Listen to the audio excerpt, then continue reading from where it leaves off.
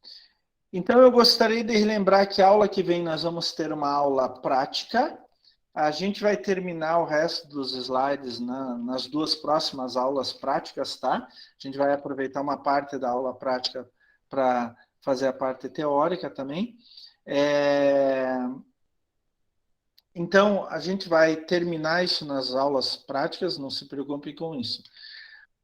Semana que vem, às 8h15 da manhã, lá no quinto andar, venham cabelo preso, jaleco, guarda-pó, luvas, sapato fechado e calça comprida, tá? Trago material para anotação e para fazer foto. Vocês vão fazer bastante foto. Ainda hoje eu vou postar para vocês a marcha da aula prática e exemplo do relatório. Eu vou postar lá na semana 7, no dia 17 de março, na aula do dia 17 de março. Tá? Daqui 2 semanas a gente volta para o laboratório para fazer a contagem. A gente vai trabalhar na semana que vem com bactérias heterotróficas totais. A gente vai fazer a contagem dessas bactérias. Tá? Alguma dúvida, alguma questão, algum problema? Entenderam tudo até agora? Olha, vai cair na prova, hein, pessoal? A gente vai discutir isso muito na aula prática também, principalmente quando a gente estiver ali no Rio, tá? Quando for coletar material. Ah, vai cair tudo na prova, né, Ivone? Vai cair tudo. É isso, então, pessoal. Agradeço a presença de vocês. De novo, eu desejo uma grande semana para vocês e ansioso por ver vocês pessoalmente semana que vem. Será que eu vou reconhecer alguns de vocês que já tiveram aula comigo? Vamos ver, hein, gente? Até a semana que vem, então. Um abraço para todo mundo e até lá. Tchau, tchau. Tchau, Arielle, Regis, Fernanda, Isabelle. Até semana que vem, pessoal. Tchau, tchau. Boa semana para todo mundo.